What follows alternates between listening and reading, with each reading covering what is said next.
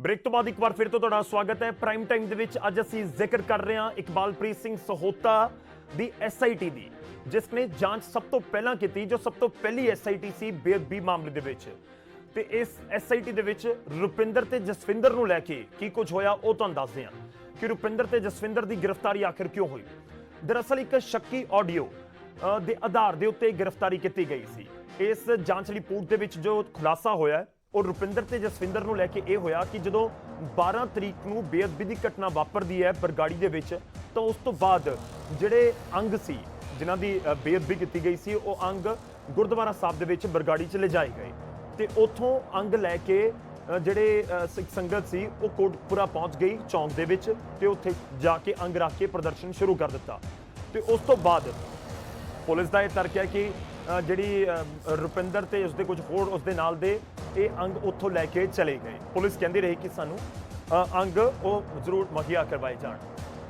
ਤਾਂ ਇਹ ਕੀ ਕੁਝ ਉਸ ਸਮੇਂ ਹੋਇਆ ਅਸੀਂ ਉਹ ਤੁਹਾਨੂੰ ਦੱਸ ਰਹੇ ਹਾਂ। ਤੇ ਇਸ ਸਮੇਂ ਸਾਡੇ ਨਾਲ ਫੋਨ ਲਾਈਨ ਦੇ ਉੱਤੇ ਤਤਕਾਲੀ SSP ਚਰਨਜੀਤ शर्मा जी जुड़ चुके हैं। चरणजीत जी बहुत बहुत स्वागत है। तुहाडा फर्स्ट रिएक्शन चाहांगे। दरअसल जो फर्स्ट इन्वेस्टिगेशन टीम सी इकबालप्रीत सिंह सहोता दी वो तुहाडे उत्ते बहुत सारियां टिप्पणियां करदी है अपनी जांच दे विच, जो जांच रिपोर्ट साडे हत्थ लगी है। उन्होंने जिक्र किया है कि बेअदबी दी घटना जदों होनी शुरू हुई जून च, उस समय पुलिस ने सही ढंग नाल नहीं इन्वेस्टिगेट किया ते उस तो बाद बैबल कलां दे विच भी क्राउड नूं सही तरीके नाल हैंडल नहीं किया गया।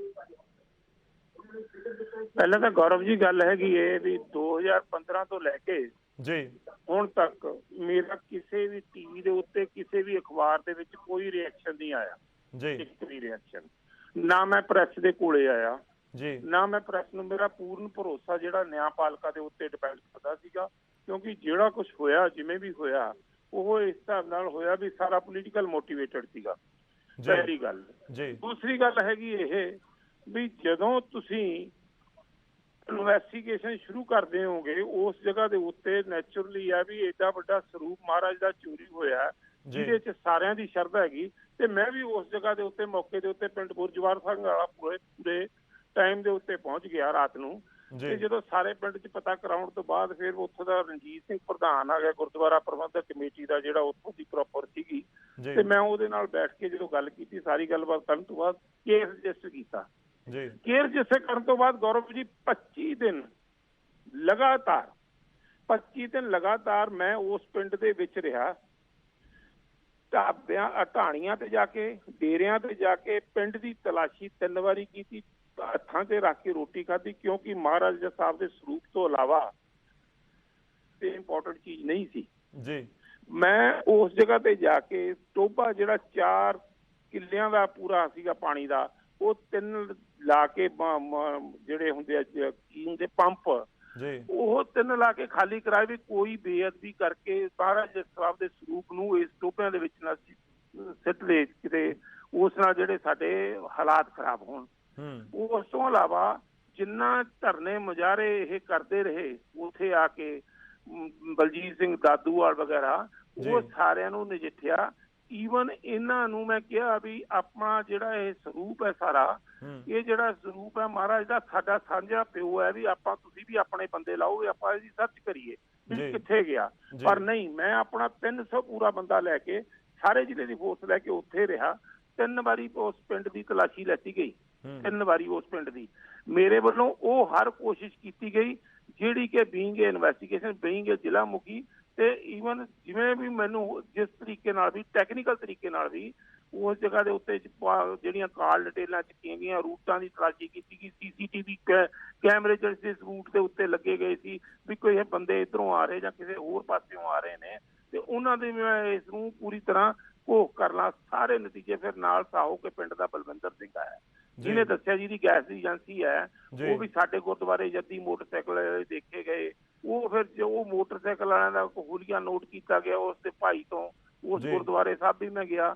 ਉੱਥੇ ਜਾ ਕੇ ਕਰਨ ਤੋਂ ਬਾਅਦ ਫਿਰ ਮੈਂ ਸਾਰਾ ਉਸ ਦੀ ਤਫਤੀਸ਼ ਸਕੈਚ ਬਣਵਾਏ ਕੇ ਬਕਾਇਦਾ ਅੰਮ੍ਰਿਤਸਰ ਤੋਂ ਬੰਦਾ ਲਿਆ ਕੇ ਸਕੈਚ ਬਣਵਾਏ। ਸਾਰੀ ਤਫਤੀਸ਼ ਦੇ ਵਿੱਚ ਮੈਂ ਕਮਿਸ਼ਨ ਦੇ ਕੋਲੇ ਵੀ, ਇਨਵੈਸਟੀਗੇਸ਼ਨ ਦੇ ਵਿੱਚ ਵੀ ਸਾਰਾ ਕੁਝ ਦੱਸਦਾ ਰਿਹਾ। ਔਰ ਮੇਰਾ ਇਹ ਔਨ ਦਾ ਰਿਕਾਰਡ ਹੈ। ਚਾਹੇ ਰਣਜੀਤ ਸਿੰਘ ਪ੍ਰਧਾਨ ਨੂੰ ਵੀ ਇਸ ਬਾਰੇ ਪੁੱਛਿਆ ਜਾਂਦਾ, ਪਿੰਡ ਨੂੰ ਵੀ ਪੁੱਛਿਆ ਜਾ ਸਕਦਾ। ਪਿੰਡ ਦੇ ਜਿਹੜੇ ਟਰੰਕ, ਬਿਸਤਰੇ, ਈਵਨ ਜਿਨ੍ਹਾਂ ਜਿਹ ਬੁੜੀਆਂ ਦੇ ਵੀ ਕੱਪੜੇ ਹੁੰਦੇ ਉਹ ਵੀ ਕੱਢ ਕੇ ਦਿੱਤੇ। ਪਿੰਡ ਨੇ ਮੈਨੂੰ ਪੂਰਾ ਕੋਆਪਰੇਟ ਕੀਤਾ, ਕਿਸੇ ਨੇ ਕੋਈ ਉਸ ਨਹੀਂ ਕੀਤੀ, ਮੇਰੇ ਨਾਲ ਮੁਖਾਲਫਤ ਨਹੀਂ ਕੀਤੀ। ਉਸ ਤੋਂ ਇਲਾਵਾ ਜਦੋਂ ਇਹਨਾਂ ਨੇ ਆਪਣੀ ਕਮੇਟੀ ਦਾਦੂਵਾਲ ਹੋਣਾ ਨੇ ਬਣਾ ਕੇ ਤੇ ਉਹਦੇ ਵਿੱਚ ਉਹਨਾਂ ਦੇ ਗੁਰਦੁਆਰਾ ਸਾਹਿਬ ਜਾ ਕੇ ਉਹਨਾਂ ਦੇ ਨਾਲ ਮਾਰਕੁੱਟ ਕੀਤੀ, ਉਸ ਵਕਤ ਪਿੰਡ ਨੇ ਇਹ ਗੱਲ ਕਹੀ ਵੀ ਸਾਡੇ ਪਿੰਡ ਇਹ ਕਮੇਟੀ ਨਹੀਂ ਬਣੇਗੀ, ਪੁਲਿਸ ਜਿੰਨਾ ਮਰਜ਼ੀ ਆ ਕੇ ਤਫਤੀਸ਼ ਕਰ ਲੇ। ਇਹਨਾਂ ਦਾ ਉੱਥੇ ਵੜਨਾ ਬੰਦ ਕਰਤਾ। ਤਾਂ ਹੀ ਇਹ ਬਰਗਾੜੀ ਗੁਰਦੁਆਰੇ ਦੇ ਵਿੱਚ, ਬਰਗਾੜੀ ਵਾਲੇ ਗੁਰਦੁਆਰਾ ਸਾਹਿਬ ਦੇ ਵਿੱਚ ਜਾ ਕੇ ਇਹ ਮੀਟਿੰਗਾਂ ਕਰਦੇ ਰਹੇ, ਕਿਉਂਕਿ ਇਹ ਪਿੰਡ ਆ ਹੀ ਨਹੀਂ ਸਕਦੇ ਸੀ। ਇੱਕ ਵਾਰੀ ਇਹਨਾਂ ਨੇ ਪਿੰਡ ਆਉਣ ਦੀ ਕੋਸ਼ਿਸ਼ ਕੀਤੀ, ਉੱਥੇ ਮੈਂ ਪਹੁੰਚਿਆ ਤੇ ਇਹਨਾਂ ਨੂੰ ਰੋਕਿਆ। ਪਿੰਡ ਵਾਲੇ ਆਪਣੇ ਇਕੱਠੇ ਹੋ ਗਏ, ਉਹ ਕਹਿੰਦੇ ਅਸੀਂ ਇਕੱਠੇ ਹਾਂ। ਇਸ ਤੋਂ ਇਲਾਵਾ ਦਾਦੂਵਾਲ ਸਾਹਿਬ ਨੇ ਜਿਹੜਾ ਕਿਹਾ ਵੀ ਇਹਨਾਂ ਬੰਦਿਆਂ ਨੂੰ ਚੱਕ ਕੇ ਇੰਟਰੋਗੇਟ ਕਰੋ, ਉਹ ਵੀ ਕੀਤੇ। ਗਿਆਨੀ ਵੀ ਕੀਤਾ। ਗਿਆਨੀ ਨੂੰ ਮੇਰੇ ਕੋਲੋਂ ਆਪ ਲੈ ਕੇ ਗਏ ਪਾਠੀ ਨੂੰ, ਕਹਿੰਦੇ ਇਹਦੇ 'ਚ ਕੁਛ ਨਹੀਂ, ਇਹਦਾ ਦਿਮਾਗ ਦਾ ਆਪਰੇਸ਼ਨ ਹੋਇਆ। ਰਣਜੀਤ ਸਿੰਘ ਕਹਿੰਦਾ ਇਹਨੂੰ ਕੁਛ ਨਾ ਕਿਹੋ, ਇਹ ਨੁਕਸਾਨ ਕਰੂਗਾ ਤਾਂ ਇਹਦਾ ਉਹ ਮਰ ਜਾਣਾ ਇਸ ਲਈ ਜੇ ਤੁਸੀਂ ਇਸ ਨੂੰ ਛੇੜਿਆ ਵੀ। ਤੇ ਕਹਿੰਦਾ ਇਹਦੇ ਹੈ ਨਹੀਂ, ਸਾਡੀ ਵੈਰੀਫਿਕੇਸ਼ਨ ਹੈ ਵੀ। ਹੋਰ ਬਿਲਕੁਲ ਇਹ ਨਿਰਾਧਾਰ ਹੈ ਵੀ ਉਹ ਤਫਤੀਸ਼ ਨਹੀਂ ਉਹਦੀ ਸਹੀ ਢੰਗ ਨਾਲ ਹੋਗੀ। ਨੰਬਰ ਗੱਲ ਸੋਹਤਾ ਸਾਹਿਬ ਬੜੇ ਰਿਸਪੈਕਟੇਬਲ ਨੇ, ਡੀਜੀ ਨੇ ਹੁਣ ਪੰਜਾਬ ਦੇ। ਉਸ ਵਕਤ ਜਦੋਂ ਇਹ ਆਏ, ਇਹਨਾਂ ਨੂੰ ਪੁੱਛੋ ਵੀ ਇਹ ਕਿੰਨੇ ਦਿਨ ਉਹਦੀ ਤਫਤੀਸ਼ ਕੀਤੀ ਉਸਦੀ, ਉਸ ਜਗ੍ਹਾ ਤੇ ਆ ਕੇ। ਸਿਰਫ ਇੱਕ ਦਿਨ ਵਾਸਤੇ ਤੇ ਸਿਰਫ 2 ਘੰਟਿਆਂ ਵਾਸਤੇ। 2 ਘੰਟਿਆਂ ਦੇ ਵਿੱਚ ਇਸਨੇ ਕੀ ਸੋਹਤਾ ਸਾਹਿਬ ਨੇ ਮੈਨੂੰ ਬੁਲਾ ਕੇ ਪੁੱਛਿਆ ਵੀ ਤੂੰ ਮੈਨੂੰ ਦੱਸ ਵੀ ਕੀ ਹੋਇਆ। ਕੀ ਇਹਨਾਂ ਨੇ ਉੱਥੋਂ ਦੇ SHO ਨੂੰ ਪੁੱਛਿਆ? ਕੀ ਇਹਨਾਂ ਨੇ ਪਬਲਿਕ ਦੇ ਕਿਸੇ ਦੇ ਬਿਆਨ ਲੈਤੇ? ਇਹ ਕਿਸ ਤਰੀਕੇ ਨਾਲ ਤੈਅ ਕੀਤਾ ਗਿਆ ਵੀ ਤਫਤੀਸ਼ ਪ੍ਰੋਪਰ ਨਹੀਂ ਹੋਈ, ਜਦ ਕਿ ਇਨਵੈਸਟੀਗੇਸ਼ਨ ਅਫਸਰ ਨੂੰ ਨਹੀਂ ਪੁੱਛਿਆ ਗਿਆ, DSP ਸੁਪਰਵਿਜ਼ਨ ਵਾਲੇ ਨੂੰ ਨਹੀਂ ਪੁੱਛਿਆ ਗਿਆ, SSP ਮੌਜੂਦਾ ਨੂੰ ਨਹੀਂ ਪੁੱਛਿਆ ਗਿਆ। ਫਿਰ ਕਿਵੇਂ ਤੈਅ ਕੀਤੀ ਗਈ ਵੀ ਤਫਤੀਸ਼ ਵਧੀਆ ਨਹੀਂ ਹੋਈ? ਕਿਹੜੇ ਮਾਪਦੰਡ ਅਪਣਾਏ ਗਏ ਵੀ ਤਫਤੀਸ਼ ਵਧੀਆ ਨਹੀਂ? ਕਿਉਂਕਿ ਤਤਕਾਲੀ ਸਰਕਾਰ ਨੂੰ ਮਤਲਬ ਉਹਨਾਂ ਨੂੰ ਇਹ ਸੀ ਵੀ ਇੱਕ ਪਰਚਾ ਦਰਜ ਕਰਕੇ ਇੱਕ ਤਰੀਕੇ ਨਾਲ ਇਸ ਨੂੰ ਗਲੋਂ ਲਾਇਆ ਜਾਵੇ। ਮੈਨੂੰ ਜਿਹੜੀ ਸਜ਼ਾ ਮਿਲੀ ਸਿਰਫ ਤੇ ਸਿਰਫ ਪੰਡਤ ਹੋਣ ਦੀ ਮਿਲੀ, ਜਦ ਕਿ ਮੈਂ 22 ਸਰੂਪ ਪੰਡਤ ਹੀ ਨਹੀਂ ਹਾਂ। ਮੈਂ ਸਰਦਾਰਾਂ ਪਗੜੀ ਬੰਨਦਾ, ਬਠਿੰਡੇ ਨੂੰ ਬਿਲੋਂਗ ਕਰਦਾ ਤੇ ਮੇਰੇ ਘਰ ਦੇ ਵਿੱਚ 3 ਅਖੰਡ ਪਾਠ ਹੁੰਦੇ ਨੇ ਤੇ ਮੈਂ ਗੁਰੂ ਮਹਾਰਾਜ ਦਾ ਜਿੰਨਾ ਸਤਿਕਾਰ ਕਰਦਾ। ਮੈਂ ਹੁਸ਼ਿਆਰਪੁਰ ਚ ਰਹਿਣਾ, ਮੇਰੇ ਕੋਲ ਪੁੱਛ ਲਓ ਕਿਸੇ ਨੂੰ ਵੀ ਆ ਕੇ ਵੀ ਇਹ ਸਤਿਕਾਰ ਨਹੀਂ ਹੁੰਦਾ ਹੈ। ਮੈਨੂੰ ਇਸ ਤਰ੍ਹਾਂ ਦਾ ਵਿਲਨ ਬਣਾਇਆ ਗਿਆ, ਨਾਲ ਮੇਰੇ ਨਿਆਣੇ।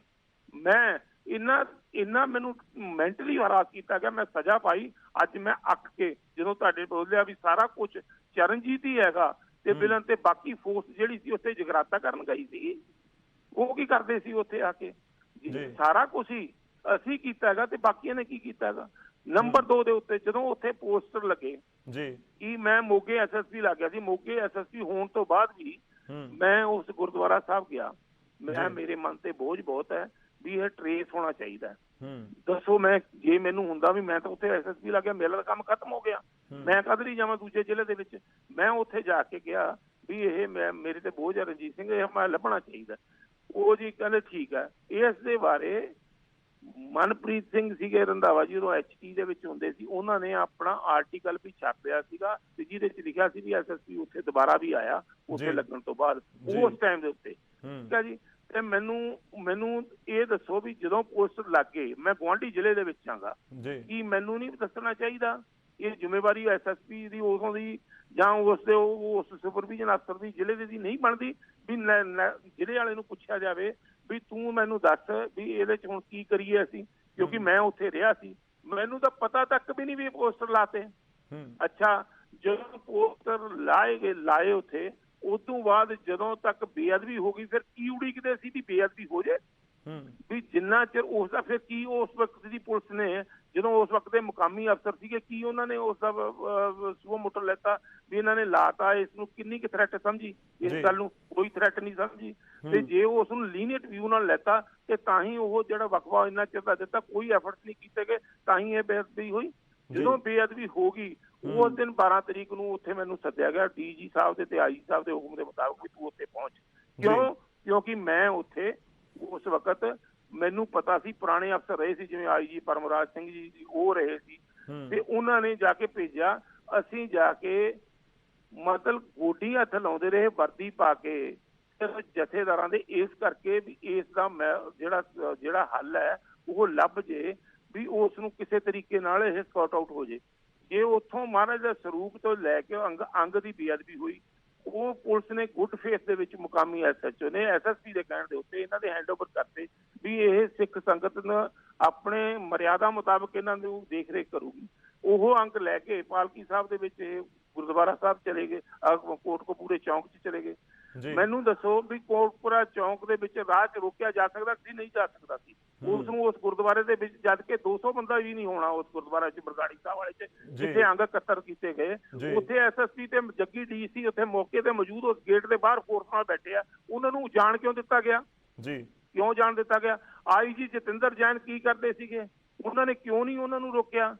ਕਾਹਦੇ ਲਈ ਨਹੀਂ ਰੋਕਿਆ? ਮੁਕਾਮੀ ਡੀਆਈਜੀ ਸੀ ਉੱਥੇ ਮੌਕੇ ਦੇ ਉੱਤੇ, ਕਿਉਂ ਨਹੀਂ ਰੋਕਿਆ? ਉਸ ਚੌਂਕੀ ਦੇ ਵਿੱਚ ਸੀਗੇ, ਇੰਨੀ ਫੋਰਸ ਦੇ ਬਾਵਜੂਦ ਉਹਨਾਂ ਨੂੰ ਕਿਉਂ ਨਹੀਂ ਰੋਕਿਆ? ਉਹਨਾਂ ਨੂੰ ਕਿਉਂ ਇਜਾਜ਼ਤ ਦਿੱਤੀ ਗਈ ਵੀ ਤੁਸੀਂ ਜਾ ਕੇ ਉੱਥੇ ਜਾ ਕੇ ਬੈਠ ਜਾਓ ਚੌਂਕ ਦੇ ਵਿੱਚ? ਕਿਉਂ ਦਿੱਤੀ? ਇਹਨਾਂ ਦੀ ਲਾਅ ਐਂਡ ਆਰਡਰ ਦੀ ਜ਼ਿੰਮੇਵਾਰੀ ਇਹਨਾਂ ਅਫਸਰਾਂ ਦੀ ਨਹੀਂ ਬਣਦੀ ਹੈ? ਉੱਥੇ ਜਾ ਕੇ ਜਦੋਂ ਚੌਂਕ ਦੇ ਵਿੱਚ ਦਿੱਤਾ, ਉਹ ਚੌਂਕ ਦੇ ਵਿੱਚ ਜਾ ਕੇ ਉਹਨਾਂ ਨੇ ਰੱਖ ਲਏ ਅੰਗ।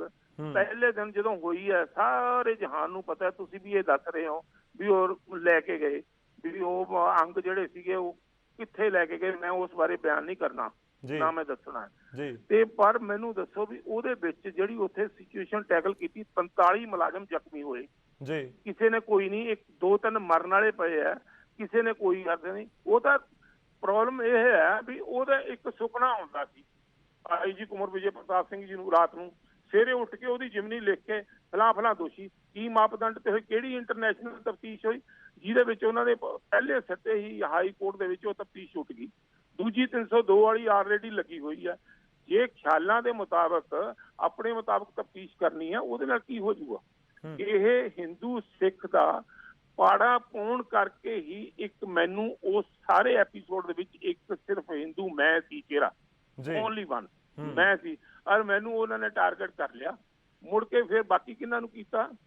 ਬਾਕੀ ਕੀਤਾ ਫਿਰ ਆਈਜੀ ਪਰਮਰਾਜ ਸਿੰਘ ਉਹਨਾਂ ਨੂੰ ਅੱਤਵਾਦ ਦੇ ਖਿਲਾਫ ਲੜਦੇ ਰਹੇ, ਜੀ ਸਵੇਰ ਸਿੰਘ ਸੈਣੀ ਨੂੰ ਅੱਤਵਾਦ ਦੇ ਖਿਲਾਫ ਲੜਦੇ ਰਹੇ। ਜਿਹੜੇ ਬਾਕੀ ਉੱਥੇ ਅਫਸਰ ਲੱਗੇ ਸੀ, 5-7 ਐਸਐਸਪੀ ਸੀਗੇ, 2 ਡੀਆਈਜੀ ਸੀਗੇ, ਆਈਜੀ ਸੀ ਜਤਿੰਦਰ ਜੈਨ ਜੀ, ਤੇ ਉੱਥੇ ਏਡੀਜੀ ਸਾਹਿਬ ਸੀ ਮੁਕਾਮੀ ਉਦੋਂ ਉਹ ਚੌਧਰੀ ਜੀ। ਉਹ ਕਾਹਦੇ ਵਾਸਤੇ ਸੀ? ਉਹ ਕੀ ਜਗਰਾਤਾ ਕਰਨ ਆਏ ਸੀ? ਉਹਨਾਂ ਦੀ ਕੀ ਡਿਊਟੀ ਬਣਦੀ ਸੀ, ਲਾਇਬਿਲਿਟੀ ਬਣਦੀ ਸੀ? ਇਹ ਪਿਕ ਐਂਡ ਚੂਜ਼ ਕਿਉਂ ਕੀਤਾ ਗਿਆ?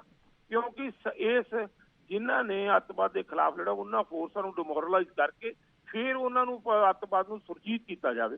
ਇਹ ਪਾੜਾ ਸਰਕਾਰਾਂ ਮੁਕਾਮੀ ਪਾਉਂਦੀਆਂ ਨੇ। ਕਦੇ ਫੌਜ ਦਾ ਲੜਨ ਵਾਲਾ ਸਿਪਾਹੀ ਡਿਸਾਈਡ ਨਹੀਂ ਕਰਦਾ ਵੀ ਜਿੱਤ ਹੋਣੀ ਕਿ ਹਾਰ ਹੋਣੀ। ਜਿਹੜੇ ਉੱਥੇ ਬੈਠੇ ਹਾਕਮ ਹੁੰਦੇ ਆ ਨਾ, ਉਹ ਡਿਸਾਈਡ ਕਰਦੇ ਹੁੰਦੇ ਆ। ਇਹ ਸਾਡੇ ਸਿਰ ਬੰਨ ਕੇ ਸਾਨੂੰ ਬਲੀ ਦਾ ਬੱਕਰਾ ਨਾ ਬਣਾਇਆ ਜਾਵੇ। ਸਾਡਾ ਕਰੈਕਟਰ ਅਸੈਸੀਨੇਸ਼ਨ ਟੈਲੀਵਿਜ਼ਨਾਂ ਦੇ ਉੱਤੇ 6 ਸਾਲ ਹੁੰਦਾ ਰਿਹਾ, ਬਿਲਕੁਲ ਨਹੀਂ ਬੋਲਿਆ। ਮੈਂ ਚੱਲ ਕੋਈ ਗੱਲ ਨਹੀਂ, ਹਰੇਕ ਬੰਦਾ ਜਿਹਨੇ ਅੱਜ ਤੱਕ ਉੱਥੇ ਜਾ ਕੇ ਦੇਖਿਆ ਤੱਕ ਨਹੀਂ ਹੈ ਵੀ ਇਹ ਮਤਲਬ ਕੀ ਹੋ ਰਿਹਾ ਹੈਗਾ, ਵੀ ਬਰਗਾੜੀ ਕਿੱਥੇ ਹੈਗਾ, ਗੁਰਜ ਜਵਾਰ ਸਿੰਘ ਕਿੱਥੇ ਹੈਗਾ। ਹਰੇਕ ਟੀਵੀ ਸ਼ੋਅ ਦੇ ਵਿੱਚ ਹਰੇਕ ਦੇ ਵਿੱਚ ਬਹਿ ਕੇ ਹਰੇਕ ਨੇ ਵੱਡੀਆਂ ਗੱਲਾਂ ਕੀਤੀਆਂ, ਵੱਡੇ ਤਰਕ ਦਿੱਤੇ ਗਏ, ਪਰ ਕਿਸੇ ਨੇ ਇਹ ਹਿੰਮਤ ਨਹੀਂ ਕੀਤੀ, ਕਿਸੇ ਨੇ ਇਹ ਨਹੀਂ ਕੀਤੀ ਵੀ ਪੁੱਛ ਲਈਏ ਵੀ ਭਲੇ ਮਾਨਸੋ ਤੁਸੀਂ ਵੀ ਕੁਝ ਦੱਸ ਦਿਓ ਜਿਹਦੇ ਕੋਲੋਂ ਅਸਲ ਸਿਚੁਏਸ਼ਨ ਪਤਾ ਕਰ ਲੱਗਣੀ ਹੈਗੀ। ਇਹ ਕਿੰਨੇ ਚਿਰ ਸੀਬੀਆਈ ਦੇ ਕੋਲੇ ਰਿਹਾ ਕੇਸ? ਸੀਬੀਆਈ ਨੂੰ ਨਹੀਂ ਸੀ ਚਾਹੀਦਾ ਵੀ ਇਹ ਚਰਨਜੀਤ ਨੂੰ ਵੀ ਬੁਲਾ ਕੇ ਪੁੱਛ ਲੈਂਦੇ ਵੀ ਤੁਸੀਂ ਸਾਨੂੰ ਦੱਸੋ ਵੀ ਇਹਦੇ ਚ ਕੀ ਹੈਗਾ? ਕਿਸੇ ਨੇ ਕਾਲ ਨਹੀਂ ਕੀਤੀ। ਉਹ ਬੜੀ ਇੱਕ ਬੰਦੇ ਕਿਸੇ ਨੇ ਬੁਲਾਇਆ ਤੱਕ ਨਹੀਂ ਹੈ ਵੀ ਤੁਸੀਂ ਸਾਨੂੰ ਇਸ ਦੇ ਬਾਰੇ ਚਾਨਣਾ ਪਾਓ। ਉਹ ਬਾਕੀ ਸਾਰੇ ਸਾਫ਼ ਹੋ ਗਏ, ਖਤਮ ਹੋ ਗਈ ਗੱਲ। ਸਿਰਫ ਇੱਕੋ ਰਹਿ ਗਿਆ ਵੀ ਪਰਮਰਾਜ ਰਹਿ ਗਿਆ, ਸੁਮੇਰ ਸਿੰਘ ਸੈਣੀ ਰਹਿ ਗਿਆ, ਚਰਨਜੀਤ ਰਹਿ ਗਿਆ।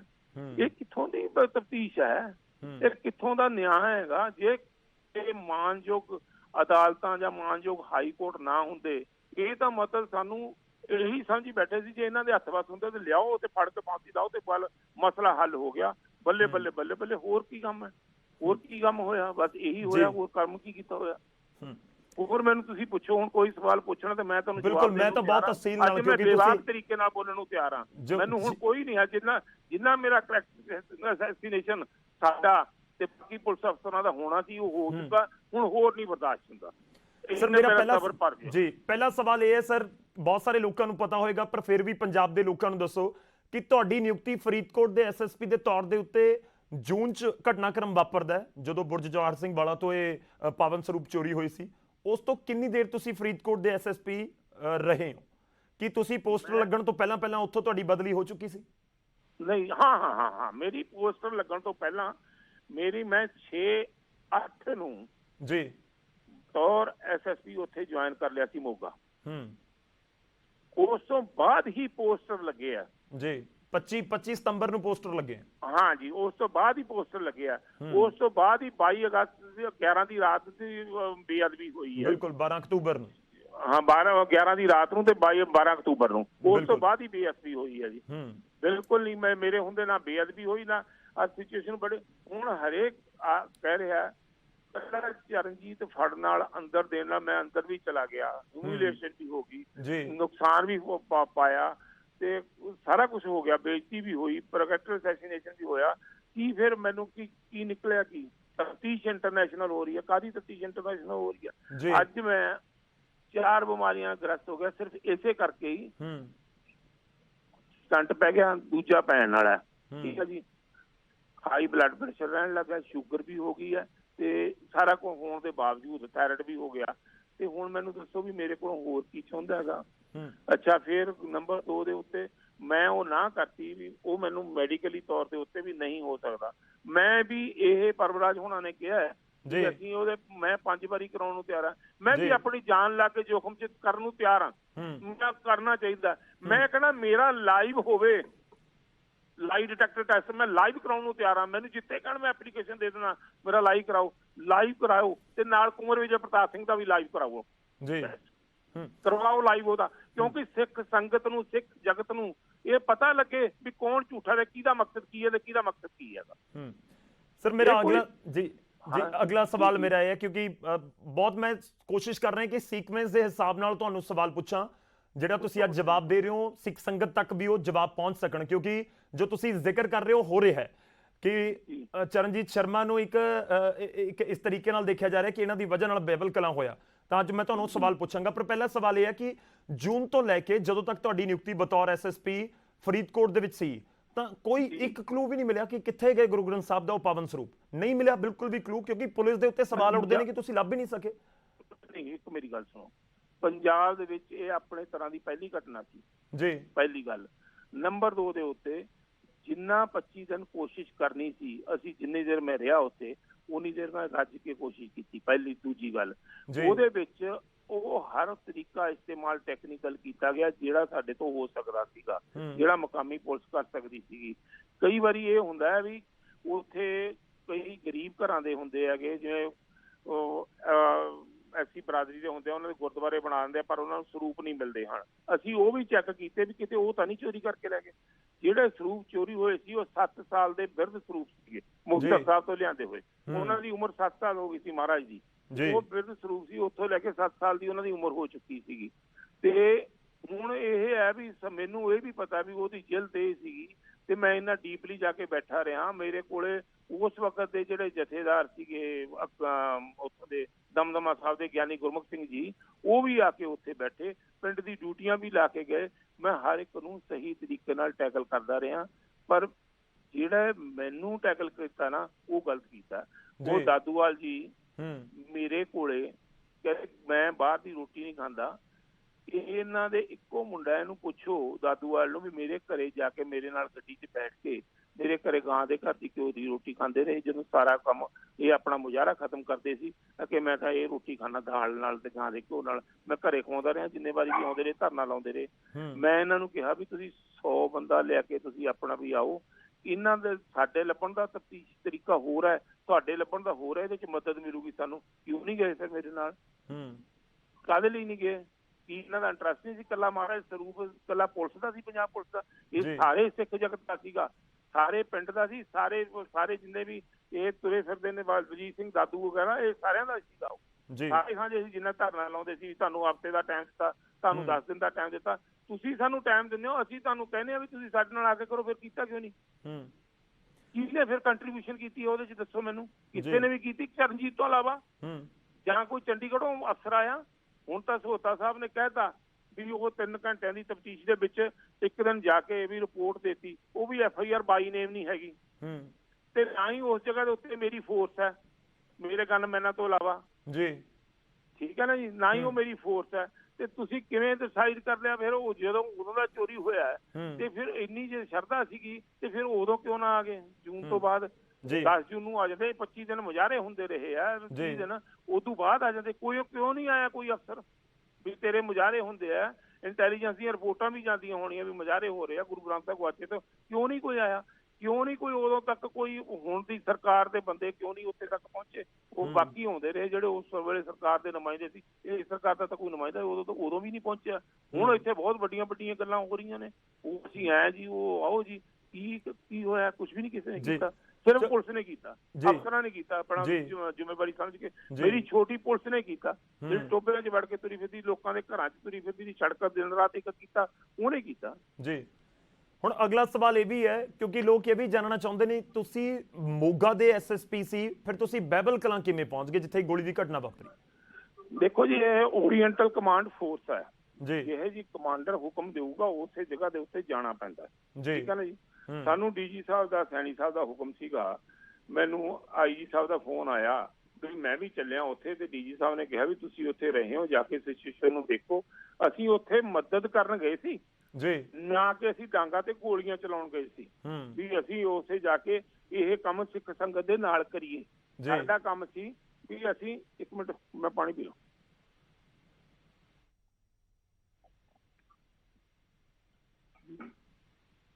ਸਾਡਾ ਇਹ ਕੰਮ ਨਹੀਂ ਸੀ ਜੋ ਗੌਰਵ ਜੀ, ਸਾਡਾ ਕੰਮ ਇਹੀ ਸੀਗਾ, ਅਸੀਂ ਹਰ ਇੱਕ ਉਸ ਸ਼ਖਸ ਦੇ ਪੈਰੀ ਹੱਥ ਲਾਏ ਜੀ ਜਿਹੜਾ ਸਾਨੂੰ ਲੱਗਦਾ ਸੀਗਾ ਵੀ ਇਸ ਧਰਨੇ ਨੂੰ ਪੀਸਫੁਲੀ ਉਠਾ ਦੇ, ਇਸ ਨੂੰ ਸਹੀ ਤਰੀਕੇ ਨਾਲ ਕਰ ਦੇ।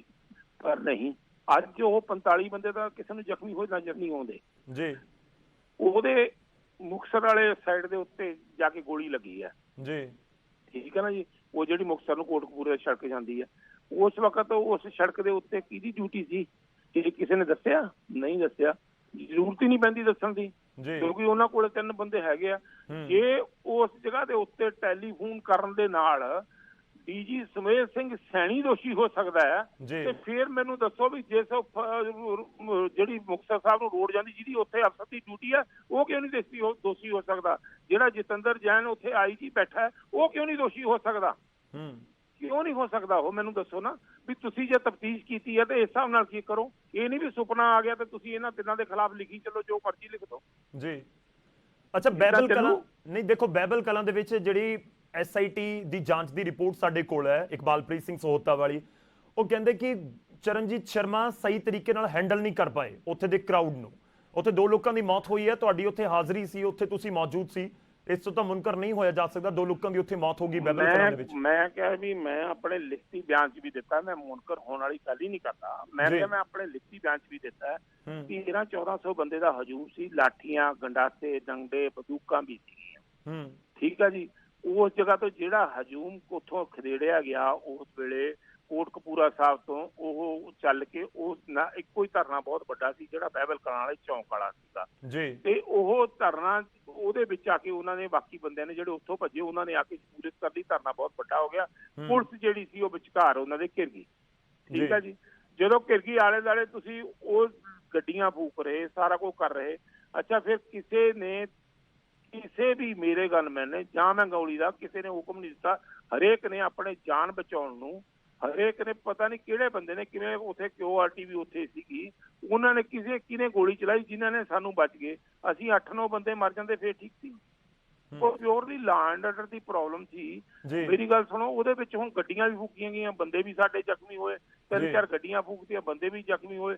ਉਹਦੇ ਵਿੱਚ ਮੈਨੂੰ ਦੱਸੋ ਵੀ ਹੁਣ ਇਹ ਕਹੀ ਜਾਂਦੇ ਜੀ ਧਰਨਾ ਤਾਂ ਸਾਈਡ ਤੇ ਸੀ। ਤੁਹਾਨੂੰ ਹੋਰ ਅਗਲੀ ਦੱਸਾਂ, ਮੈਨੂੰ ਇਹ ਆ ਵੀ ਸ਼ੁਕਰ ਇਹਨਾਂ ਨੇ ਸਾਈਡ ਤੇ ਕਿਹਾ, ਕਿਤੇ ਇਹ ਨਹੀਂ ਲੈਂਦਾ ਵੀ ਘਰੋਂ ਲਿਆ ਕੇ ਮਾਰਤੇ। ਇਹ ਵੀ ਨਾ ਕਹਿ ਦੇਣ ਕਿਤੇ। ਨਹੀਂ ਦੇਖੋ ਸ਼ਰਮਾ ਜੀ, ਇੱਕ ਤੱਥ ਇਹ ਵੀ ਹੈ ਨਾ ਕਿ ਸਵੇਰ ਦੇ ਸਮੇਂ ਕੋਟਕਪੂਰਾ ਚੌਂਕ ਦੇ ਉੱਤੇ ਪੂਰਾ ਘਟਨਾਕ੍ਰਮ ਵਾਪਰਦਾ 6-6:30 ਵਜੇ, ਫਿਰ 10-11 ਵਜੇ ਦੇ ਕਰੀਬ, ਜੇ ਮੈਂ ਗਲਤ ਨਹੀਂ ਤਾਂ 10-11 ਵਜੇ ਦੇ ਕਰੀਬ ਬਹਿਬਲ ਕਲਾਂ ਦੇ ਵਿੱਚ ਵਾਪਰਿਆ। ਤਾਂ ਇਹ ਵੀ ਕਿਹਾ ਜਾਂਦਾ ਕਿ ਜਦੋਂ ਸਿਚੁਏਸ਼ਨ ਕੋਟਕਪੂਰਾ ਦੇ ਵਿੱਚ ਹੈਂਡਲ ਹੋ ਗਈ ਤਾਂ ਫਿਰ ਬਹਿਬਲ ਕਲਾਂ 'ਚ ਕਿਉਂ ਨਹੀਂ ਹੋਈ? ਉੱਥੇ ਗੋਲੀ ਚੱਲੀ, ਗੋਲੀ ਤਾਂ ਕੋਟਕਪੂਰਾ 'ਚ ਵੀ ਚੱਲੀ, ਪਰ ਜੇ ਗੋਲੀ ਬਹਿਬਲ ਕਲਾਂ ਚੱਲੀ, ਉੱਥੇ ਫਿਰ ਦੋ ਲੋਕ ਕਿਉਂ ਮਰ ਗਏ? ਕਿ ਲੋਕਾਂ ਦੇ ਉੱਤੇ ਗੋਲੀ ਚਲਾਉਣ ਦੀ ਕੀ ਜ਼ਰੂਰਤ ਪਈ? ਨਹੀਂ, ਉਹਦੇ 'ਚ ਫਰਕ ਹੈ। ਜਦੋਂ ਤੁਸੀਂ ਉੱਥੋਂ ਚੱਲੇ ਹੋਗੇ, ਅਸੀਂ ਚੱਲੇ ਆਂਗੇ, ਸਾਨੂੰ ਕਿਹਾ ਆਈ ਸਾਹਿਬ ਨੇ ਵੀ ਜਿਹੜੀ ਚੌਂਕੀ ਹੈ ਬਰਗਾੜੀ, ਉਹਦੇ ਘੇਰ ਲਈ ਹੈ ਲੋਕਾਂ ਨੇ, ਉੱਥੇ ਜਾਓ, ਤੇ ਬੰਦੇ 7-8 ਮੁਲਾਜ਼ਮ ਘਿਰੇ ਨੇ। ਤੇ ਮੇਰੇ ਕੋਲੇ ਕੋਈ ਫੋਰਸ ਨਹੀਂ ਸੀ, ਮੇਰੀ ਫੋਰਸ ਸਾਰੀ ਵਾਪਸ ਚਲ ਗਈ ਸੀ। ਉਹਨਾਂ ਨੇ ਆਪਣੀ QRT ਦੀਆਂ 2 ਟੀਮਾਂ ਮੇਰੇ ਨਾਲ ਭੇਜੀਆਂ, ਠੀਕ ਹੈ ਜੀ। ਤੇ ਨਾਲ ਆਪਣੇ 5 SHO ਤੇ ਨਾਲ DSP ਤੇ 1 SP ਨਾਲ ਭੇਜਦੇ ਵੀ ਜਾਓ ਤੁਸੀਂ ਜਾ ਕੇ ਸਿਚੁਏਸ਼ਨ ਟੈਕਲ ਕਰ ਲਓ। ਉਸ ਜਗ੍ਹਾ ਤੇ ਉਸ ਵਕਤ ਉੱਥੇ ਵਿਕਰਮ ਸਿੰਘ SP ਸੀਗਾ ਜਿਹੜੇ ਫਾਜ਼ਿਲਕਾ ਤੋਂ ਆਏ ਹੋਏ ਸੀਗੇ। ਇੱਕ ਉੱਥੇ ਹਰਜਿੰਦਰ ਸਿੰਘ DSP ਸੀਗਾ ਜਿਹੜਾ ਜਲਾਲਾਬਾਦ ਲੱਗਾ, ਉਹ ਵੀ ਮੌਕੇ ਤੇ ਉੱਥੇ ਹਾਜ਼ਰ ਸੀ ਜੀ। ਉੱਥੇ SHO ਬਾਜਾਖਾਨਾ ਵੀ ਹਾਜ਼ਰ ਸੀ ਕੁਲਾਰ, ਉੱਥੇ ਸਾਰੇ ਹਾਜ਼ਰ ਸੀ। ਜਦੋਂ ਅਸੀਂ ਉੱਥੇ ਪਹੁੰਚੇ ਹਾਂ, ਉਹ ਰਾਹ ਦੇ ਵਿੱਚ ਰਾਹ ਰੋਕਿਆ ਹੋਇਆ ਸੀ ਉਹਨਾਂ ਨੇ, ਤੇ ਅਸੀਂ ਉਹਨਾਂ ਨੂੰ ਜਾ ਕੇ 45 ਮਿੰਟ ਲੱਗੇ ਸਮਝਾਉਣ ਦੀ ਕੋਸ਼ਿਸ਼ ਕਰਦੇ, ਪਰ ਉਹ ਸਮਝਣ ਨੂੰ ਕੋਈ ਉਤਾਰੂ ਨਹੀਂ ਸੀ। ਇੱਟਾਂ ਬੱਟੇ ਤੇ ਗੋਲੀਆਂ ਚੱਲਦੇ ਰਹੇ ਉਹ ਡਾਂਗਾ। ਉਹ ਜਦੋਂ ਸਾਨੂੰ ਧੱਕੇ ਲਿਜਾਂਦੇ ਸੀ ਅਸੀਂ ਪਿੱਛੇ ਕਰਦੇ ਸੀ। ਇਹ ਨਹੀਂ ਹੈ ਵੀ ਅਸੀਂ ਚਲੇ ਗਏ ਤੇ ਜਾ ਕੇ ਗੋਲੀਆਂ ਚੱਲ ਗਈਆਂ, ਲੋ ਹੈ ਉਹ ਪਿੱਛੇ ਰੱਖਦੇ ਸੀ, ਉਹ ਲਿਆਉਂਦੇ ਸੀ, ਉਹ ਕਰਦੇ ਸੀ। ਉਹ ਅਸੀਂ ਇਸੇ ਕਸ਼ਮਕਸ਼ ਦੇ ਵਿੱਚ ਜਦੋਂ ਇਹ ਫਾਇਰਿੰਗ ਹੋਈ, ਅਸੀਂ ਉਦੋਂ ਬਹੁਤ ਪਿੱਛੇ ਸੀਗੇ। ਜਦੋਂ ਇਹ ਫਾਇਰਿੰਗ ਹੋਈ ਉਦੋਂ ਗੱਡੀਆਂ ਨੂੰ ਅੱਗ ਲਾਈ ਜਾਂਦੀ, ਬੰਦਿਆਂ ਨੂੰ ਫੱਟੜ ਕੀਤਾ ਜਾ ਰਿਹਾ, ਜਿਹਦੇ ਸੁਰਿੰਦਰ ਕੁਮਾਰ ਫੱਟੜ ਹੋ ਗਿਆ। ਤੇ ਉਹ ਜਿਹੜੀ ਗੋਲੀ ਆ ਚੱਲੀ ਤੇ ਚੱਲ ਕੇ ਤੇ ਉਹ 2 ਬੰਦੇ ਦੀ ਮਤਲਬ ਮੌਤ ਹੋ ਗਈ, ਜਿਹੜੀ ਉਹ ਨਹੀਂ ਹੋਣੀ ਚਾਹੀਦੀ ਸੀ ਜੀ। ਜੀ ਸ਼ਰਮਾ ਜੀ, ਤੁਹਾਨੂੰ ਲੱਗਦਾ ਹੈ ਕਿ ਬਹਿਬਲ ਕਲਾਂ ਵਾਲਾ ਪੂਰਾ ਘਟਨਾਕ੍ਰਮ ਟਾਲਿਆ ਜਾ ਸਕਦਾ ਸੀ, ਟਲ ਸਕਦਾ ਸੀ? ਨਹੀਂ ਕਰ ਸਕਦਾ ਸੀ ਜੀ, ਕਿਉਂ ਮਸਲਾ ਸੀ, ਬਕਾਇਦਾ ਤੌਰ ਤੇ ਫਾਇਰ ਕਰ ਰਹੇ ਸੀਗੇ। ਇਹ ਅਵੋਇਡ ਹੋ ਹੀ ਨਹੀਂ ਸਕਦਾ ਸੀ। ਸਿਚੁਏਸ਼ਨ ਇਹ ਸੀ, ਫੋਰਸ ਬਹੁਤ ਘੱਟ ਸੀ ਜੀ, ਠੀਕ ਹੈ ਨਾ ਜੀ, ਬੰਦੇ ਬਹੁਤ ਜ਼ਿਆਦਾ ਸੀ। ਤੁਸੀਂ ਮੈਨੂੰ ਦੱਸੋ ਵੀ 100 ਬੰਦਾ ਕਿਵੇਂ 1400-1500 ਬੰਦੇ ਨੂੰ ਰੋਕ ਲੂਗਾ, ਕਿਵੇਂ ਕਰ ਲੂਗਾ ਜਦ ਕਿ ਉਹ ਮਸਲਾ ਹੋਣਗੇ? ਇਸ ਦਾ ਮਤਲਬ ਇਹ ਹੈ ਵੀ ਮਤਲਬ ਤੁਸੀਂ ਆਪ ਮਰ ਜਾਓ ਤੇ ਉਹ ਰੋਕ ਲੈਣ ਤੇ ਉਹ ਕਿਵੇਂ ਰੋਕ ਲਓਗੇ? ਫਿਰ ਮੈਨੂੰ ਦੱਸੋ, ਏਦਾਂ ਤਾਂ ਆਪਣੀ ਚੀਜ਼ ਦੇ ਦਿੰਦੇ ਠੀਕ ਸੀ। ਉੱਥੇ ਚਰਨਜੀਤ ਸ਼ਰਮਾ ਨੂੰ ਕੋਈ ਅਫਸੋਸ ਹੈ ਬਹਿਬਲ ਕਲਾਂ ਦੇ ਵਿੱਚ ਵਾਪਰੀ ਘਟਨਾ ਦਾ? ਦੇਖੋ ਜੀ, ਮੈਨੂੰ ਉਹਨਾਂ ਦਾ ਬਹੁਤ ਦੁੱਖ ਹੈ, ਠੀਕ ਹੈ ਨਾ ਜੀ। ਉਹ ਸਿਆਸਤ ਦੀ ਭੇਟ ਚੜ ਗਏ, ਮੈਨੂੰ ਬਹੁਤ ਦੁੱਖ ਹੈ। ਨਹੀਂ, ਕੌਣ ਸਿਆਸਤ ਦੀ ਭੇਟ ਚੜ ਗਏ? ਜਿਹਨਾਂ ਦੀ ਮੌਤ ਹੋਈ? ਹਾਂ, ਜਿਨ੍ਹਾਂ ਦੀ ਮੌਤ ਹੋਈ ਉਹ, ਕਿਉਂਕਿ ਜੇ ਉਹ ਇਸ ਘਟਨਾਕ੍ਰਮ ਦੇ ਵਿੱਚ ਨਾ ਆਉਂਦੇ, ਨਾ ਇਕੱਠੇ ਹੁੰਦੇ, ਜਦੋਂ ਉੱਥੇ ਉਹਨਾਂ ਨੂੰ ਇਹ ਵੀ ਦੱਸਿਆ ਗਿਆ ਵੀ ਕੋਟਕਪੂਰੇ ਸਾਰਾ ਕੁਝ ਖਤਮ ਹੋ ਗਿਆ, ਤੁਸੀਂ ਇੱਥੋਂ ਜਾਓ, ਚਲੇ ਜਾਓ। ਸਾਰਿਆਂ ਨੇ ਸਮਝਾਇਆ, ਮੈਂ ਇਕੱਲੇ ਨਹੀਂ, ਇਕੱਲੇ ਬੰਦੇ ਨੇ, ਸਾਰੇ ਬੰਦੇ ਨੇ, ਸਾਰੇ ਜੀਵਾਂ ਨੇ, ਸਾਰਿਆਂ ਨੇ ਹੱਥ ਵੀ ਬੰਨੇ, ਸਾਰਿਆਂ ਨੇ ਸਮਝਾਇਆ ਜੀ। ਉਹ ਜਿਹੜੀ ਸਿਚੁਏਸ਼ਨ ਹੈ ਨਾ, ਇਹ ਹੁਣ ਡਿਸਕ੍ਰਾਈਬ ਕਰਨੀ ਜਾਂ ਦੱਸਣੀ, ਜਦ ਉਸ ਸਿਚੁਏਸ਼ਨ 'ਚ ਫਸ ਜਾਓ, ਉਹਦੇ ਤੋਂ ਮੁਤਾਬਕ ਨਿਕਲਣਾ ਬਹੁਤ, ਉਹ ਗੱਲ ਕਰਨੀ ਤੇ ਨਿਕਲਣਾ ਬਹੁਤ ਔਖਾ ਹੈ ਜੀ। ਗੱਲ ਕਰਨੀ ਬਹੁਤ ਔਖੀ ਹੈ। ਸ਼ਰਮਾ ਜੀ, ਤੁਹਾਨੂੰ ਐਕਸ਼ਨ ਦੇ ਲਈ ਕੋਈ ਉੱਪਰੋਂ ਆਰਡਰ ਆ ਰਹੇ ਸੀ? ਤੁਹਾਡੀ ਕਿਸੇ ਹਾਈ ਕਮਾਂਡ ਨਾਲ ਲਗਾਤਾਰ ਗੱਲ ਹੋ ਰਹੀ ਸੀ? ਬਿਲਕੁਲ ਗਲਤ ਗੱਲ ਹੈ। ਮੇਰੀ ਨਾ ਕਿਸੇ ਨਾਲ ਬਿਲਕੁਲ ਕਿਸੇ ਵੀ ਮਸਲੇ ਦੇ ਉੱਤੇ ਕੋਈ ਗੱਲ ਨਹੀਂ ਹੋਈ। ਸਿਰਫ ਹਾਂ 1-2 ਵਾਰੀ ਗੱਲ, 3-4 ਵਾਰੀ ਗੱਲ ਹੋਈ। DIG ਸਾਹਿਬ ਨਾਲ ਅਮਰ ਸਿੰਘ ਚਾਹਲ ਸੀਗੇ, ਜਿਹੜੇ IG ਬਣ ਕੇ ਰਿਟਾਇਰ ਹੋ ਗਏ। ਉਹਨਾਂ ਨੂੰ ਮੈਂ ਕਿਹਾ ਫੋਰਸ ਲੈ ਕੇ ਆ ਜਾਓ, ਫੋਰਸ ਸਾਡੇ ਕੋਲੇ ਬਹੁਤ ਘੱਟ ਹੈਗੀ। ਔਰ ਰਿਪੀਟਡਲੀ ਟੈਲੀਫੋਨ ਹੋਏ, ਮੇਰੇ ਕੋਲੇ ਕਾਲ ਡਿਟੇਲ ਵੀ ਹੈ। ਈਵਨ ਉਸ ਦੇ ਮੰਗਣ ਦੀ, ਫੋਰਸ ਮੰਗਣ ਦੀ ਮੇਰੇ ਕੋਲੇ ਰਿਕਾਰਡਿੰਗ ਵੀ ਹੈ ਵੀ ਮੈਂ ਫੋਰਸ ਮੰਗ ਰਿਹਾ। IG ਸਾਹਿਬ ਨੂੰ ਵੀ ਕਿਹਾ ਫੋਰਸ ਭੇਜ ਦਿਓ, ਕਿਉਂਕਿ ਫੋਰਸ ਉਹਨਾਂ ਦੀ ਆਉਣ ਤੋਂ ਲੇਟ ਹੋ ਗਈ। ਵੀ ਉਹ ਮੈਨੂੰ ਨਹੀਂ ਪਤਾ, ਉਹ ਬੈਟਰ ਕਾਰਨ ਦੱਸ ਸਕਦੇ ਨੇ ਕਿਉਂ ਲੇਟ ਹੋਈ ਹੈਗੀ। ਔਰ ਜਿੰਨਾ ਚਿਰ ਪੂਰੀ ਤਰ੍ਹਾਂ ਉਹ ਘਿਰ ਚੁੱਕੇ ਸੀ ਅਸੀਂ, ਜਿਨ੍ਹਾਂ ਨਾਲ ਉਹ ਕਿਸੇ ਵੀ ਤਰ੍ਹਾਂ ਦੇ ਗੱਡੀਆਂ ਫੂਕ ਤੇ ਸਾਰਾ ਕੁਝ ਬੰਦੇ ਫੱਟੜ ਹੋਣੇ ਸ਼ੁਰੂ ਹੋ ਗਏ ਸੀ। ਤੇ ਫਿਰ ਜਿਹੜਾ ਸੀਗਾ ਇਹ ਅਣਸੁਖਾਵੀ ਘਟਨਾ ਜਿਹੜੀ ਇਹ ਵਾਪਰੀ। ਫਿਰ ਕਿਹਨੇ ਦਿੱਤੇ ਗੋਲੀ ਚਲਾਉਣ ਦੇ ਆਰਡਰ? ਉੱਥੇ ਕੋਈ ਆਰਡਰ ਦਿੱਤੇ? ਗੋਲੀ ਚੱਲ ਕਿਵੇਂ ਗਈ? ਕਿਸੇ ਨੇ ਆਰਡਰ ਨਹੀਂ ਦਿੱਤੇ, ਬੰਦਿਆਂ ਨੇ ਆਪਣੇ ਸੈਲਫ ਡਿਫੈਂਸ ਦੇ ਵਿੱਚ ਆਪ ਚਲਾਈ ਹੈ। ਕਿਸੇ ਨੇ ਕੋਈ ਆਰਡਰ ਨਹੀਂ ਦਿੱਤਾ, ਕਿਸੇ ਨੇ ਵੀ ਨਹੀਂ ਦਿੱਤਾ। ਨਹੀਂ, ਬਾਕੀ ਐਸੀ ਸਿਚੁਏਸ਼ਨ ਸੀ ਕਿ ਗੋਲੀ ਚਲਾਣੀ, ਕਿਉਂਕਿ ਪੰਜਾਬ ਨੇ ਪਿਛਲੇ 1 ਸਾਲ ਚ ਕਿਸਾਨ ਅੰਦੋਲਨ ਦੇਖਿਆ ਸ਼ਰਮਾ ਜੀ, ਕਿ ਹਜ਼ਾਰਾਂ ਦੀ ਤਾਦਾਦ ਦੇ ਵਿੱਚ ਕਿਸਾਨ ਜਾ ਰਹੇ ਸੀ, ਸਾਹਮਣੇ ਪੁਲਿਸ ਸੀ, ਫਿਰ ਪੁਲਿਸ ਪਿੱਛੇ ਹਟਦੀ ਗਈ। ਆਮ ਤੌਰ ਤੇ ਐਵੇਂ ਹੀ ਹੁੰਦਾ ਕਿ ਜੇ ਪੁਲਿਸ ਤੋਂ ਨਾ ਸਮਝ ਹੋਵੇ ਤਾਂ ਪੁਲਿਸ ਪਿੱਛੇ ਹਟਣਾ ਸ਼ੁਰੂ ਹੋ ਜਾਂਦੀ ਹੈ। ਕਿ ਬਹਿਬਲ ਕਲਾਂ 'ਚ ਪੁਲਿਸ ਪਿੱਛੇ ਨਹੀਂ ਹਟ ਸਕਦੀ ਸੀ? ਨਹੀਂ, ਦੇਖੋ ਮੇਰੀ ਗੱਲ ਸੁਣੋ, ਪੁਲਿਸ ਪਿੱਛੇ ਹਟਣ ਨੂੰ ਜਗ੍ਹਾ ਕਿਹੜੀ ਸੀ? ਇੱਕ ਪਾਸੇ ਖੇਤ ਸੀ, 3 ਪਾਸੇ ਸੜਕਾਂ ਸੀ, ਸਾਰੀਆਂ ਤਾਂ ਘੇਰੀਆਂ ਹੁੰਦੀਆਂ। ਪੁਲਿਸ ਤਾਂ ਕਿਸੇ ਪਾਸੇ ਨਿਕਲ ਨਹੀਂ ਸਕਦੀ ਸੀ। ਪਹਿਲੀ ਗੱਲ ਜਿਹੜੀ ਹੁਣ ਸਿਚੁਏਸ਼ਨ ਹੈ, ਪੁਲਿਸ ਇਸੇ ਐਪੀਸੋਡ ਤੋਂ ਸਮਝ ਕੇ ਹੁਣ ਕਰਨ ਲੱਗੀ ਹੈ ਵੀ ਇਹ ਸਭ ਤੋਂ ਪਹਿਲਾਂ ਸਾਡੇ ਜਿਹੜੇ ਬਚ ਜੀ ਅਸੀਂ, ਜੋ ਅਸੀਂ ਸਜ਼ਾ ਪਾ ਰਹੇ ਹਾਂ, ਬਾਕੀ ਨਾ ਸਜ਼ਾ ਪਾਉਣ। ਮੈਨੂੰ ਦੱਸੋ ਵੀ ਹੁਣ ਤੱਕ, ਉਦੋਂ ਤੋਂ ਲੈ ਕੇ ਹੁਣ ਤੱਕ ਫਿਗਰਾਂ ਕੱਢ ਲਓ, ਤੁਹਾਡੇ ਕੋਲੇ ਤਾਂ ਹੋਣੀਆਂ ਨੇ। ਕਿੰਨੇ ਕੁ ਵਾਰੀ ਪੁਲਿਸ ਜਿਹੜੀ ਹੈ ਸਮਗਲਰਾਂ ਨੇ ਕੁੱਟੀ ਹੈ, ਕਿੰਨਾ ਕੁ ਵਾਰੀ ਉਹ ਬੈਡ ਐਲੀਮੈਂਟਸ ਨੇ ਕੁੱਟੀ ਹੈ, ਕਿੰਨੇ ਕੁ ਵਾਰੀ ਕਿੰਨੀਆਂ ਕੈਜੂਅਲਟੀਆਂ ਹੋ ਗਈਆਂ ਇਸੇ ਕਰਕੇ। ਪੁਲਿਸ ਤਾਂ ਬਿਲਕੁਲ ਡਿਮੋਰਲਾਈਜ਼ ਹੋਈ ਪਈ ਹੈ, ਇਸੇ ਕਰਕੇ ਹੋਈ ਪਈ ਹੈ। ਕੋਈ ਪ੍ਰੋਟੈਕਟ ਨਹੀਂ ਕਰਦਾ। ਆ ਕੇ ਜਦੋਂ ਮਰਜ਼ੀ ਤੋਂ ਅਫਸਰਾਂ ਤੋਂ ਜੋ ਮਰਜ਼ੀ ਲਿਖਾ ਲਓ, ਲਿਖ ਦਿੰਦੇ ਆ, ਲਿਖ ਲਓ। ਨਹੀਂ ਸ਼ਰਮਾ ਜੀ, ਦੇਖੋ ਪੰਜਾਬ ਦੀ ਸਿਆਸਤ ਨਾਲ ਜੁੜਿਆ ਹੋਇਆ ਮਸਲਾ ਤਾਂ ਤੁਸੀਂ ਸਮਝਦੇ ਹੋ, ਪਿਛਲੇ 6 ਸਾਲ 'ਚ ਦੇਖਿਆ ਹੋਏਗਾ। ਇੱਕ ਥਿਊਰੀ ਇਹ ਹੈ ਕਿ ਉੱਥੇ ਗੋਲੀ ਚਲਾਉਣ ਦੇ ਉੱਪਰ ਤੋਂ ਆਰਡਰ ਆਏ। ਇਹ ਬਿਲਕੁਲ ਇੱਕ ਗਲਤ ਹੈ। ਸਿਆਸਤ 'ਚ ਥਿਉਰੀ ਹੈ ਕਿ ਉੱਪਰ ਤੋਂ ਆਰਡਰ ਆਏ, ਨਹੀਂ ਪਰ ਨਹੀਂ ਤੁਸੀਂ ਤਾਂ ਨਹੀਂ, ਮੌਕੇ ਤੇ ਇਹ ਮੌਜੂਦ ਸੀ।